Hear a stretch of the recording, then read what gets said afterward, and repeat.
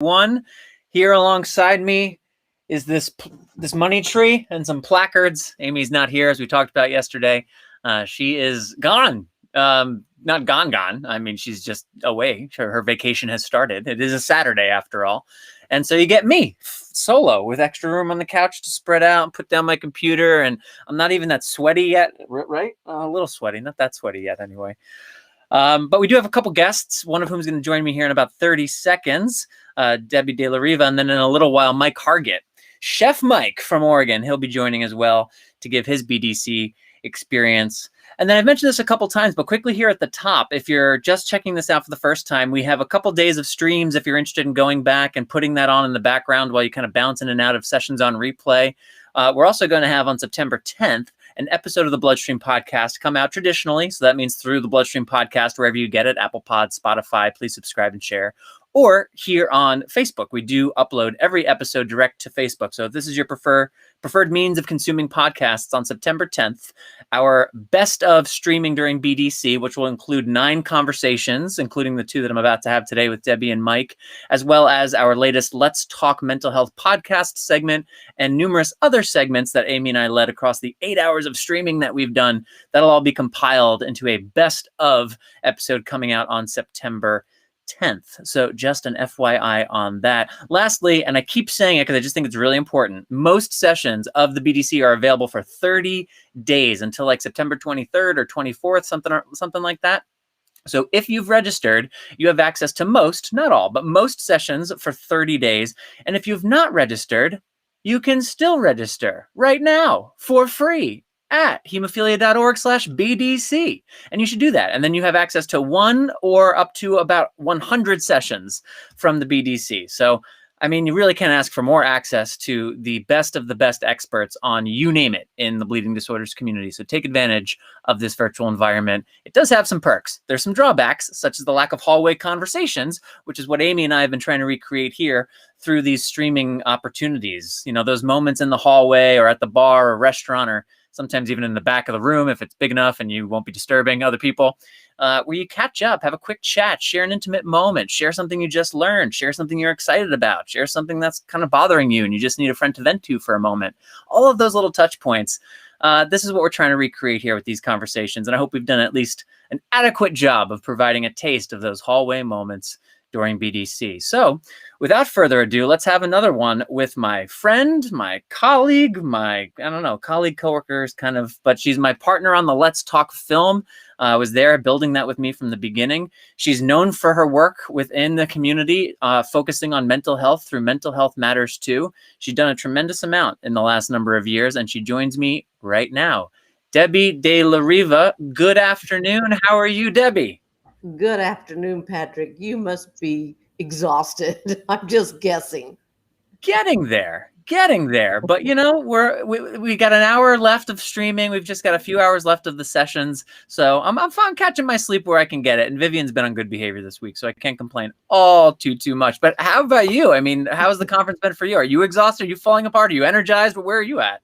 Oh my gosh. So this is why I love talking to you, because I could just be completely real. I am just so excited. I looked at the clock and said, oh, good. I get to talk to him at 3:00 because it's just like what you said at the conference, you know, I was a part of something that just a couple of hours ago, and I just have all this energy and want to talk about it, you know, here in Texas. Well, what were you a part of? Tell us. Yeah. So Texan, one of the chapters down here, they decided to go ahead and go through with it and have their first in-person session in a year and a half.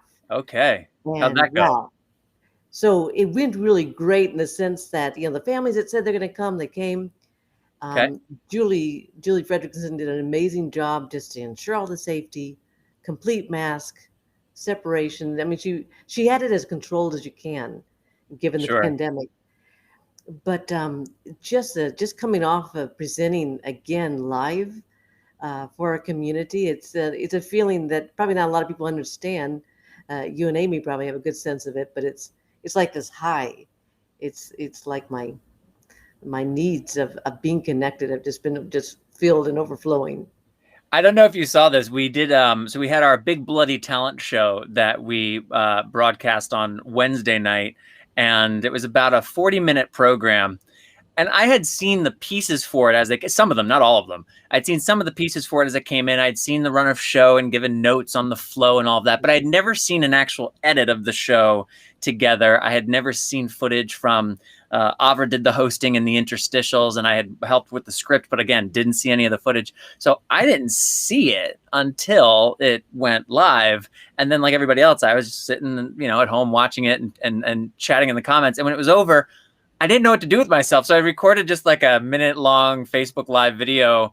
And I think I even say just in the beginning, I'm like, I don't know what to do with myself. So I'm just recording this because I'm really excited because that talent show was amazing and now it's over and I don't know what to do. And it was that kind of moment of I had gotten filled with the energy. I felt enthused with the spirit, but then like it was over and I was just at my computer. And so I was like, well, maybe I'll just do this for a month. So I had a very recent, very strong experience that resonates with what you're saying. Good deal. And the topic was about, the timeliness. The timely topic was emotional backpack. What's in your emotional backpack? And that's good. Back to school season topic. Totally. So I got to talk to adults and children that were there. It was really intimidating because I was standing in front of their experience to go to a water park. So that's really never going to be in that position. No, you don't want to be between kids in a water park. No. and having to talk about mental health and going back to school. Like, wow, that's a tall order, Debbie. Yeah, it's a little tough. I'm not going to lie to you trying to figure out that presentation. They listened though. You got some responses. They seemed to be in the room for the presentation. Yeah, they seemed to be present for the presentation, and the kids were remarkably just awesome. They weren't engaging with me, but they were letting their parents do whatever their parents felt like they needed to. So what about the BDC? Have you been able to go to some sessions, or has this Texas Sen weekend been a little bit more dominant for you? Have you been able to see some of the BDC?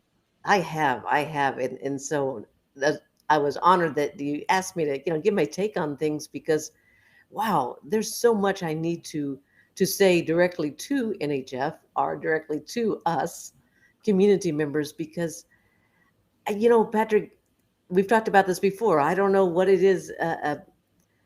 I'm very aware of how just prominent mental health issues and mental health programming is now. Yeah. And I just cannot put my fingers on the sense that is it just that I'm looking for the red car I just bought and I can see it everywhere. Right. But no, we know that what sparked this conversation. And then I think with the pandemic, everybody's really owning it's not that person on the sidewalk anymore babbling to themselves. Right. It is you and me, and it's a continuum. And so anyway, to answer your question, yeah, I saw this really dynamic session. I think it was yesterday, the psychosocial impact of COVID and unrest. And I just they did such a great job trying to understand what is mental health conditions. What does it look like, feel like? And so they use this analogy of this umbrella. And I really, really enjoyed it. The umbrella is those protective factors that we have to deal with whatever life wants to throw at us. One of the panels is like us, our superpower, the community members. Another one might be spirituality, great family. And then they show the raindrops. So, sometimes what's hitting you is really big, like, global pandemic. And sometimes you're just sweating a little bit about a test. Right. And they did a really good job. On that point, Amy and I were talking about that recently on BloodStream about, I'm trying to remember the precise trigger, but I think it was basically hearing people starting to talk about mental health challenges a little more casually. What Amy and I were talking about, there's a lot of big words, that we can refer to when we talk about what does it mean to have some challenges with your mental health or to be battling with some mental illness. But it's not, it's sometimes just much more subtle and it's not quite as profound. It's not, depression's a big word. Clinical depression and being diagnosed with that is a very specific thing. But there's a lot of variations on I'm not at my best that fall under the category of mental health challenges. And I think the aha that we were having in that conversation was it is important that, yes, let's use correct terminology and let's point to that part of the bucket. But also, let's acknowledge that having trouble with your, like you said, maybe you have a test coming up that's raised your anxiety levels. Do you have an anxiety disorder now? Unlikely.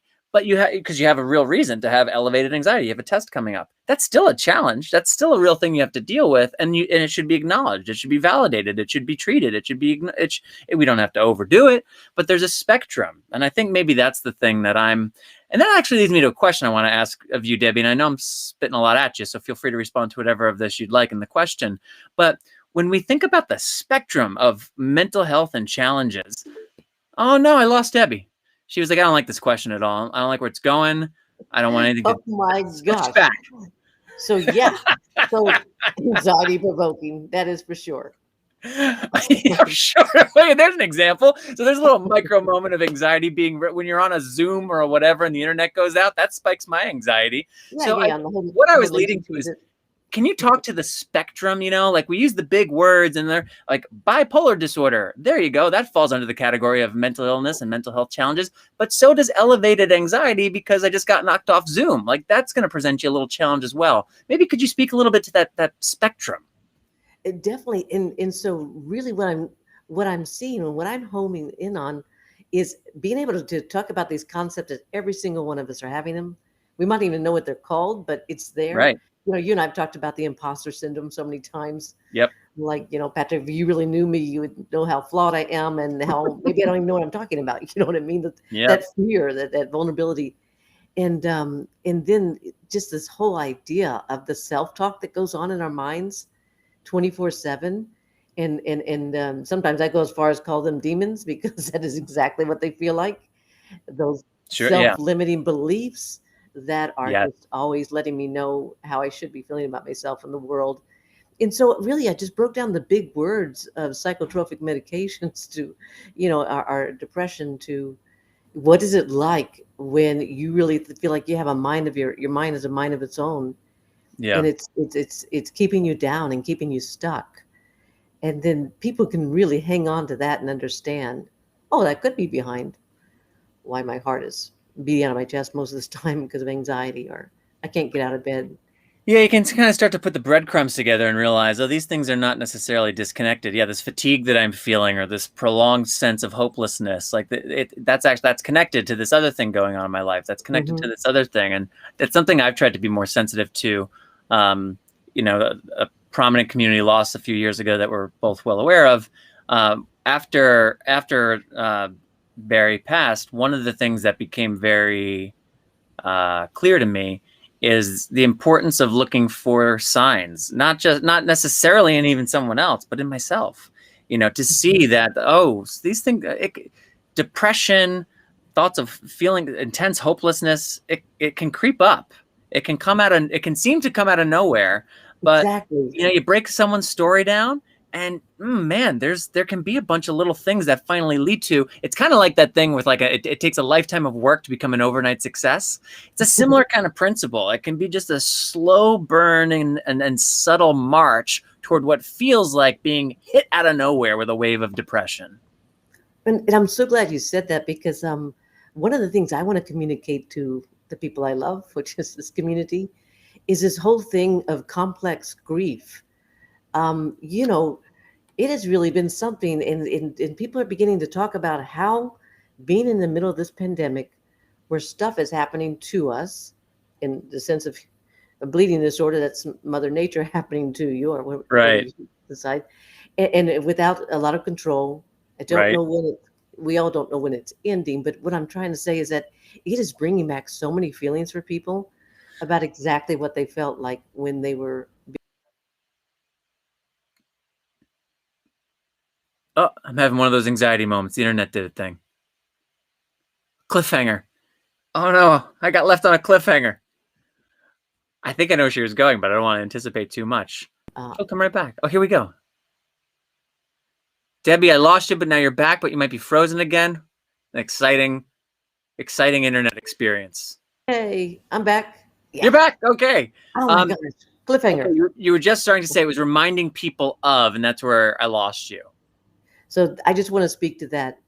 You're right. Sometimes we don't even know when we're in over our heads and we just think that we're tired, or we just think we're extra grumpy that day.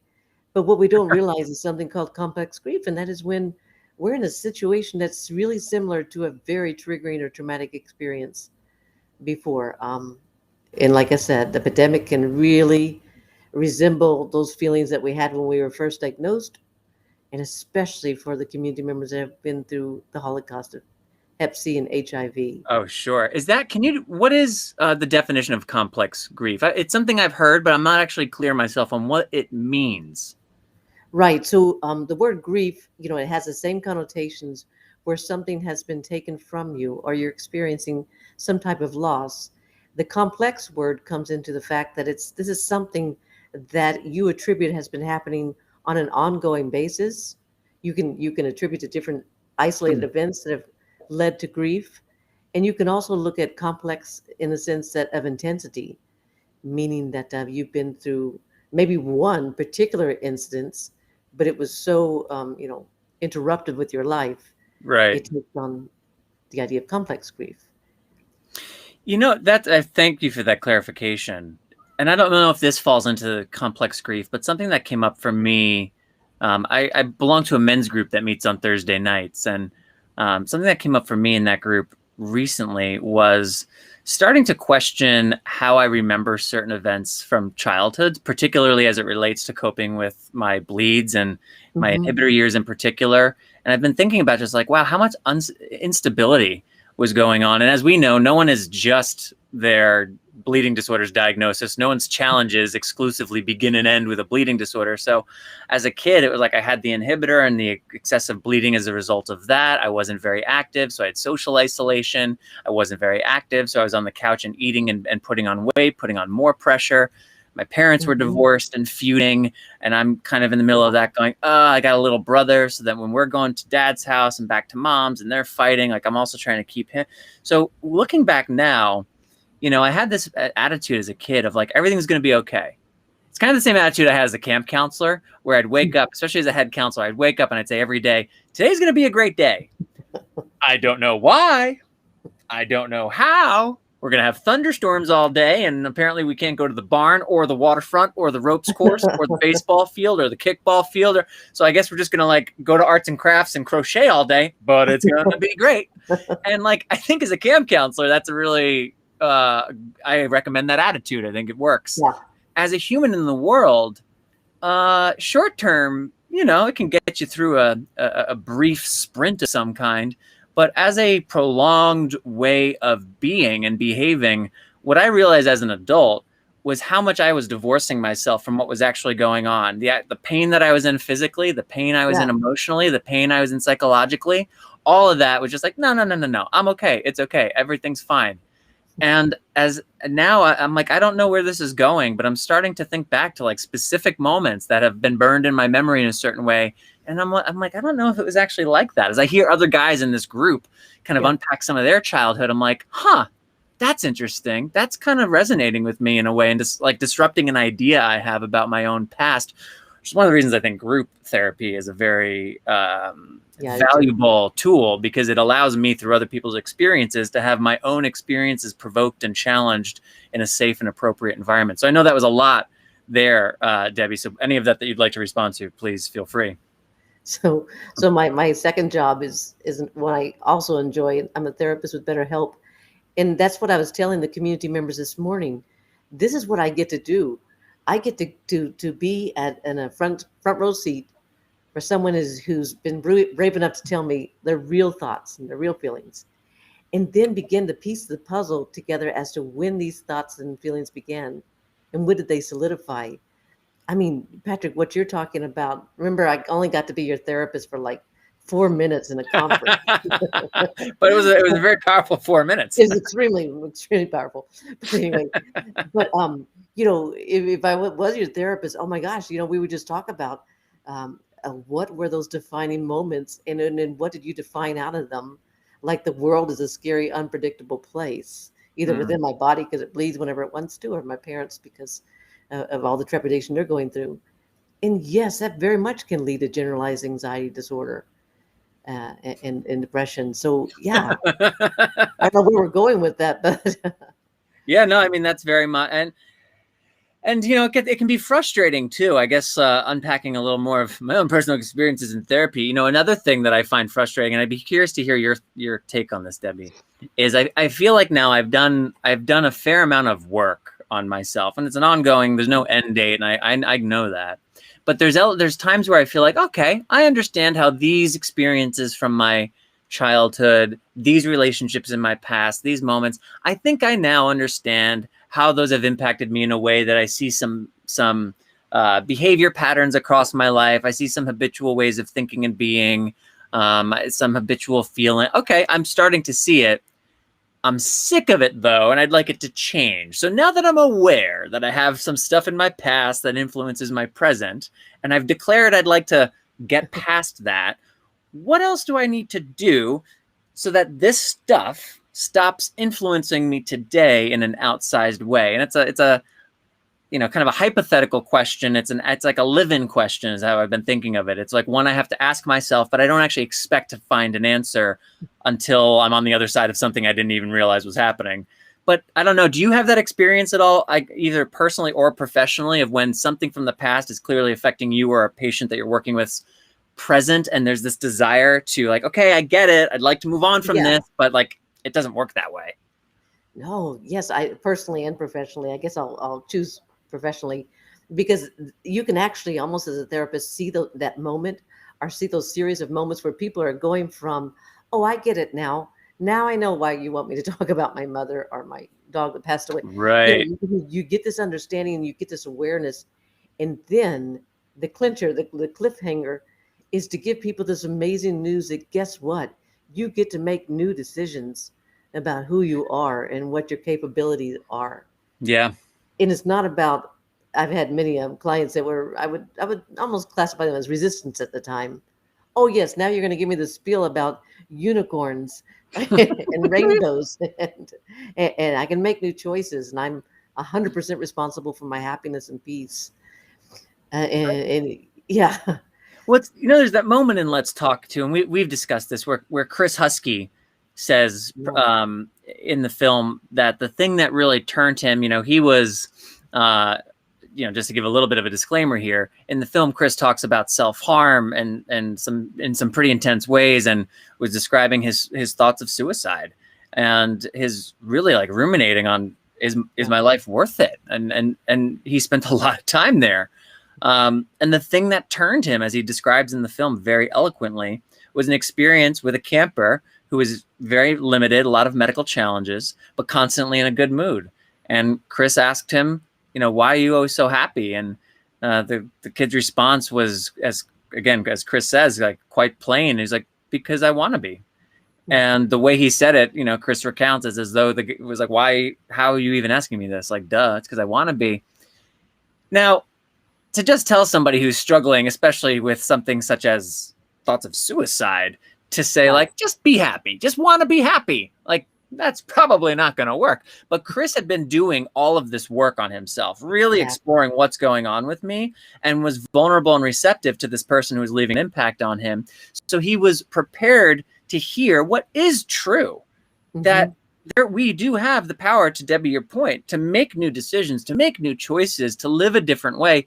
That does not mean it's easy. That does not mean it comes like that. That does not mean when you hear your therapist say you have the ability to make new decisions. I literally had a therapist say this to me last week. It doesn't mean like I end that session going like, I've got it figured out. I'm on a new road. Like, it's just that, it's just sometimes we have to hear these things over and over until we believe them, and until they start to become lived behaviors and changing thought patterns. We just have to kind of hear the same message until we're ready to ingest it in the way that Chris was when he spoke with his camper. I'm sure it wasn't the first time in his life someone suggested your mindset has a lot to do with your way in the world. And, you know, I got goosebumps again, even when you describe that, because that's how that impacted me in the film. What would have happened in Chris's life if that individual wouldn't have been in that moment and saying those words? Right. And it's not as easy as that. So therapy is not about convincing you that your childhood wasn't rotten. Spoiler alert, if anybody out there was hoping, because that's not what happens. If it wasn't horrid to have your body turn on you and make you miss all those events because of bleeds. it's actually just the opposite. It's just really allowing you that space to acknowledge that really did happen to you, and to talk through the impact it had on you. It also, the cool thing about therapy, Patrick, and I know we always kind of gravitate to this, is because you get to, as an adult with your adult brain, begin to figure out, why am I still buying into the issue that I'm stupid, or I'm not smart, or the world's a bad place, when it was given to me by some pretty highly dysfunctional people. So, Right. so that's another part of it. It's not about just be happy. Debbie, before we say goodbye to you, is there anything else about either the BDC right now, or just kind of you and your work in the community right now, that you would like to share with viewers and listeners?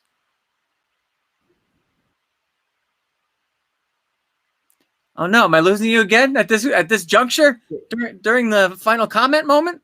Yeah. Uh-oh. Oh, you're back. You're back. I think we're back. Oh my gosh. Anyway, BDC, National Hemophilia Foundation, kudos to you. I see what you're doing. We see what you're doing about beefing up the mental health programming. Chapters now have 4 very good presentations they can give. John Velasquez, good deal, buddy, about putting the whole wellness series as part of this. Yeah, shouts out to John. Also, I believe her name is Dr. Carrie Norris, one of our recent people that we have the privilege that has decided to land in our organization. I want you to know all of NHF, and to her specifically. I see the diversity, the inclusion, and the equity work that's going on within NHF, and I really, really applaud that. I second that, and actually I'll call myself out. I hosted a session on behalf of the Science Fair. I'm wearing my Science Fair shirt right now. Yesterday, unfortunately, it's one of the ones that's not available on replay, that we will have the audio of it available in September. But it's called The State of the Science, and it was a 30-minute session with Dr. Len Valentino, NHF CEO, Dr. Robert Sidonio, hematologist and researcher, and Dr. Jonathan Roberts, likewise hematologist and researcher. And it went really well. We tried to cover as much ground as we could in 30 minutes across Heme A, Heme B, VWD, the rares, preview the science summit that's coming up in a few weeks. It went very well. It was well attended. But the one thing that Len, and I don't think he'd mind my saying this, said after in an email thread, when we were kind of like, yeah, that went well, this thing, right away, he said, next year we need diversity. And I was like, that's a can do, because he was right. It was, 4 white men who were there in this state of the science. And I did, I tried to keep a pretty high level of awareness up for diversity, inclusivity, and making sure that there's a representative environment in the programs and the things that we do. But to be frank, I didn't even think of it. And like with that session, it never occurred to me that I was building something where it was like, oh, it's 4 white men talking about the science. I could probably do this a little bit better. And I appreciate that he called it out. So I just want to mention that, because I think it speaks to your point. It's not just in the presentations or in the very public facing ways that NHF is committed to this. It's also in all the behind the scenes, closed door, meetings that actually influence the way programs and sessions and such roll out. So kudos to them for making a real commitment to this issue from the top on down. Absolutely. Well, Debbie, thank you for the time. I know we're going to speak again soon. It's always a pleasure. And congratulations on today. I'm glad it went well. The backpack session ahead of the water park fun. I'm glad they let you talk and didn't just railroad you through to go to some water slide where...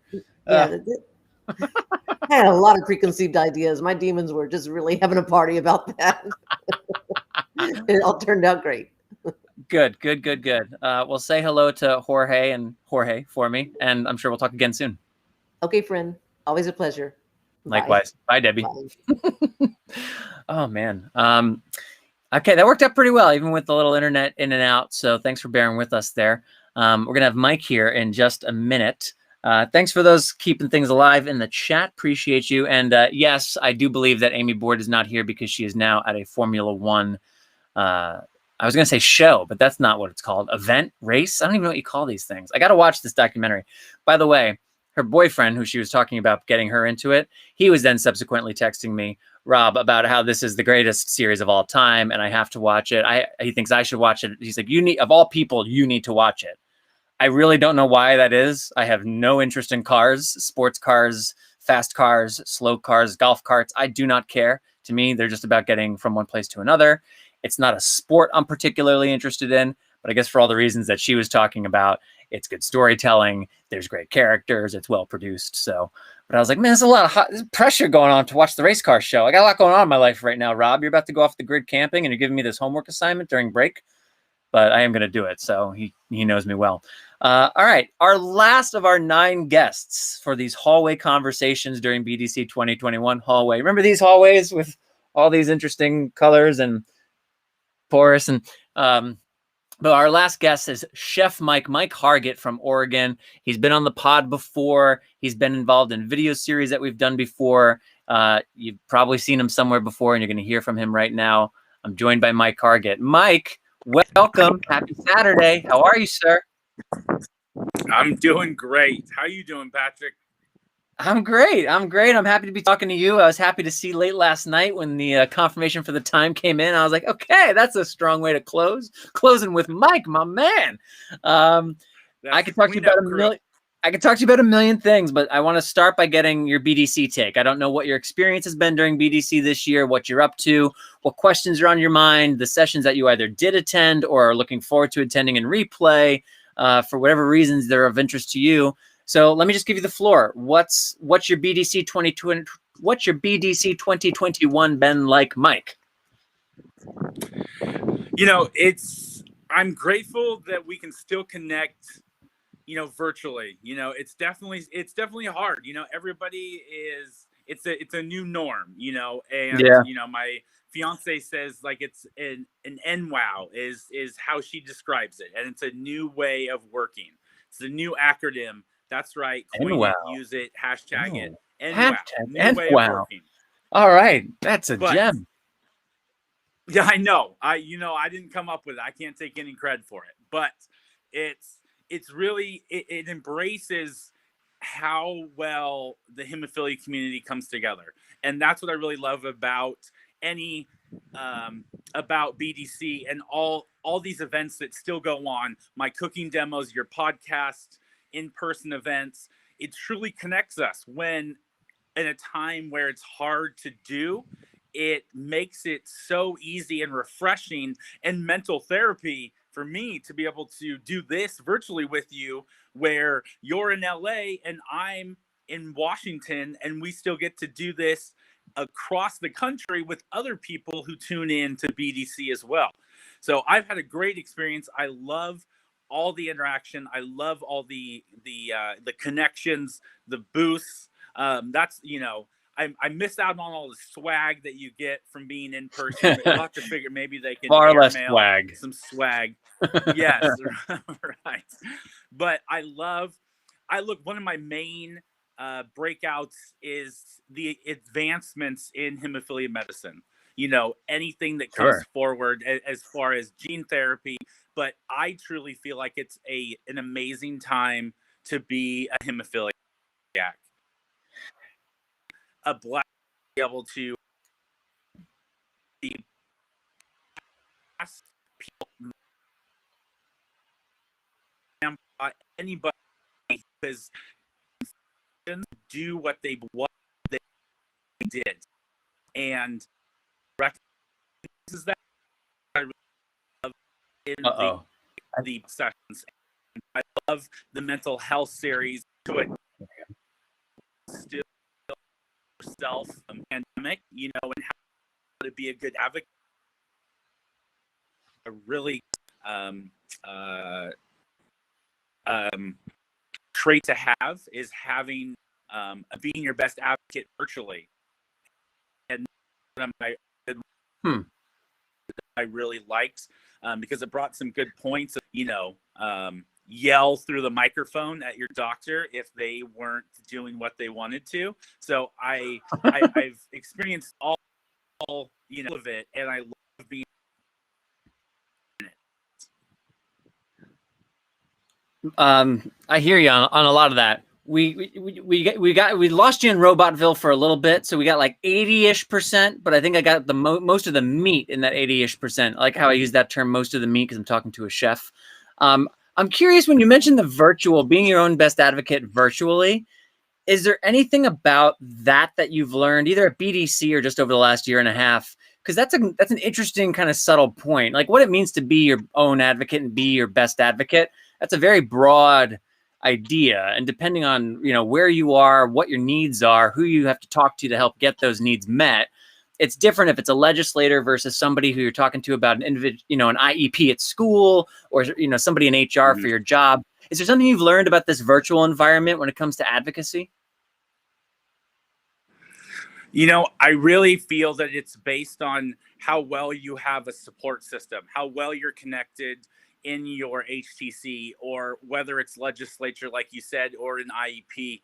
It's having those relationships and the foundations built to where that you can lean on people to be another form of advocacy if you can't get through to the people that you're trying to advocate for. If my doctor isn't listening, or I shouldn't say isn't listening, but can't wrap their mind around what I'm trying to advocate for, I have social workers, I have nurses, I have friends, colleagues, those types of things, who can really kind of rally with me to make sure that my point is heard. Absolutely. I think one of the most important things to think about this community, or any community, is keeping an active role within it, that when I'm most in need, or when I'm, to use a term that Jonathan James uses at Hope for Hemophilia, when I'm in a season of crisis, so to speak, then I know where I'm turning to. That's not the point at which I'm like looking people up and introducing myself. When the moment comes. It's funny, we were talking about something not dissimilar from this in one of the rare sessions that I hosted a couple days ago. The need to say, wear some medical alert jewelry, because the moment you need it, the moment there's an incident, it's too late. It's not dissimilar from community support. The moment that you're most in need because the insurance company just denied a claim and threw the huge bill in your face, if that's the first time you're ever reaching out to your chapter, I mean, by all means, please reach out at that point if you need help. But you'll be in much better positioned if you've been making and maintaining relationships with people who can help you during those seasons of crisis. So I completely agree with that point. Definitely. I mean, it's definitely, I've always been a huge advocate for myself. No one else is going to tell you and show you how to do it. You have to be your own best advocate. And I learned at a young age that no one is going to fight for you. And that's when I took it into my own hands. And I wouldn't be where I'm at today if I didn't advocate for myself in multiple different capacities, personal, professionally, and in my doctor's office. Sure. Well, and speaking of that, how are you today? Where do we find you today? How's health today, Mike? Health, health is great. I just got a new bike, and I'm super stoked to be able to, get more exercise and more heart healthy exercise, as me being with a borrowed heart. So I'm super stoked to be able to do that. And, the sun's shining. It's like the best vitamin D. I don't have to take, any more vitamin D pills. And so that definitely helps. If you're looking for a team or a way to help keep yourself accountable to the biking you want to do, Wheels for the World, the campaign going on through Save One Life, Team Papa Wheelie that Natalie and Patrick Lynch started, is always happy to accept new people, whatever your biking goals through the month of September might be. So just throw that out there. Save One Life's Wheels for the World campaign, Team Papa Wheelie. That goes for Mike and anybody. Team Papa Wheelie is accepting new members. So feel free to check that out. And then I'm stoked. I'm going to join right after this. Yes, we're growing. Natalie, I recruited today. I recruited on a Saturday.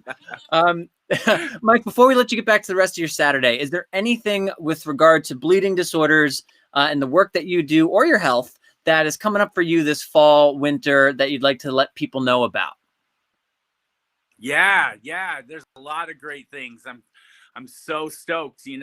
I'm started the process to start my own nonprofit, and I'm super stoked to be able to do this in a capacity where I can give back, I can help, but it's the nonprofit's about cooking for people with disabilities, not just with hemophiliacs, but enabling them in the kitchen to realize their disability doesn't hinder them, and they can get a skill to not only make delicious and sexy food, but feel confident about the skills that they do have, and learn that their disability only makes it a disability if they let them. So I'm stoked to be able to have this up and coming. Don't worry, when it happens and pops off, everybody will know about it.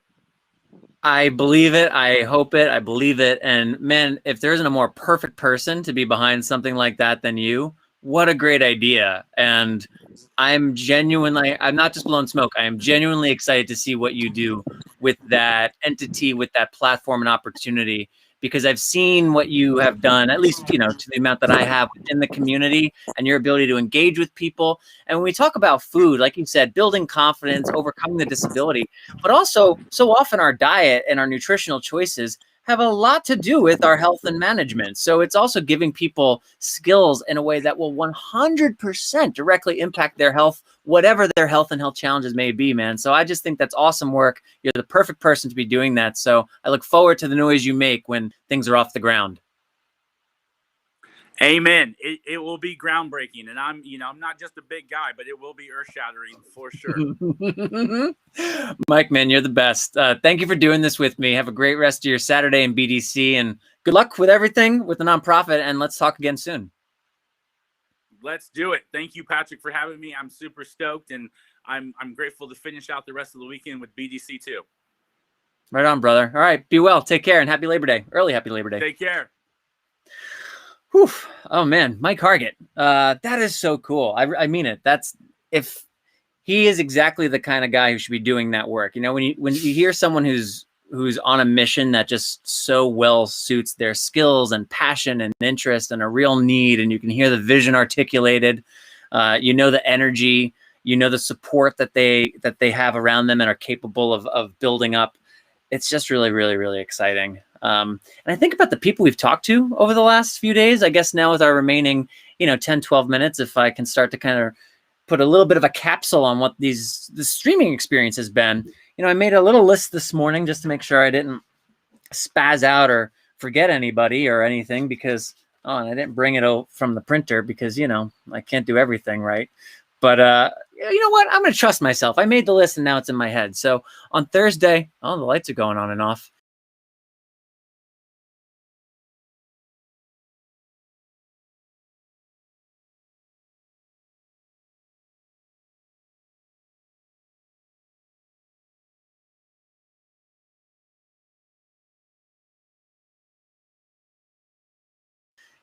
They're trying to send me signals that we're wrapping.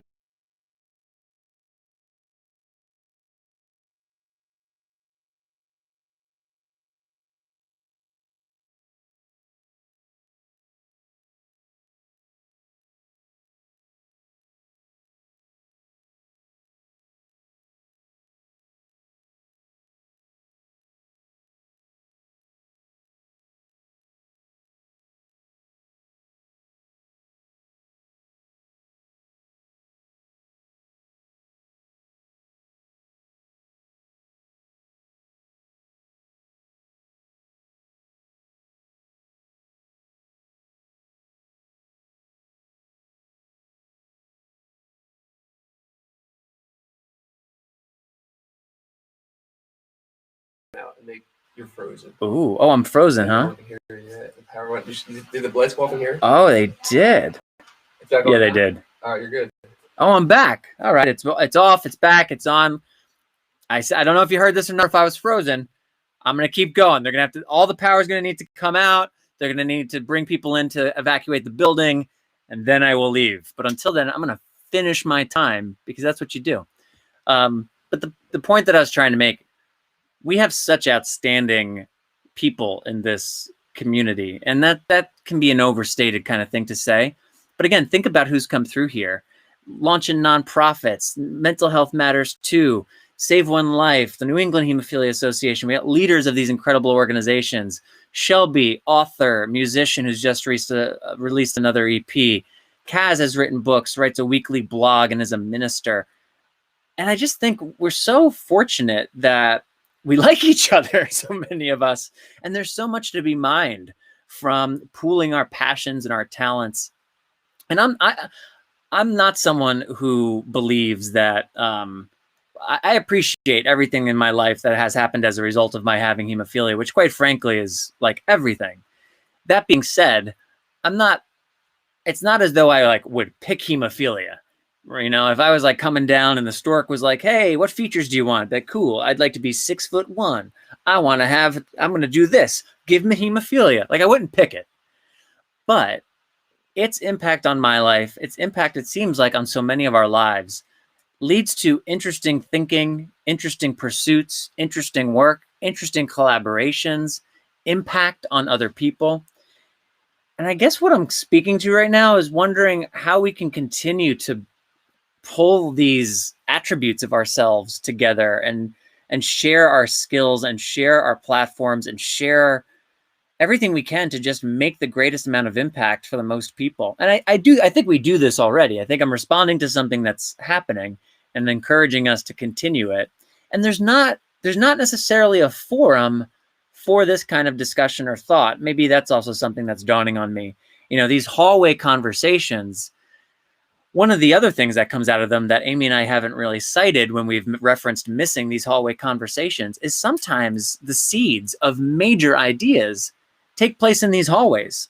I remember when Chris Bombardier and I first sat down at a lunch during HFA to talk about what became Bombardier Blood and his climbing of Mount Everest, and that now landmark historic moment in our community forever captured in a documentary film that's available wherever you stream documentaries, by the way. That's incredible. And it started small. There's that line from, I always think of it in Prometheus. I don't know where it originally is from, but great things have small beginnings. And I think that's often the case. You know, when I think about great films and as a filmmaker, when I sometimes get intimidated by the idea of like, what great films do I have ahead of me? Or what great work do I have ahead of me? I have to remind myself that everything great started as an idea that maybe then became a conversation between some people, a conversation with disagreement that became a first draft or a first brain dump that became a revision and threw out that for something else.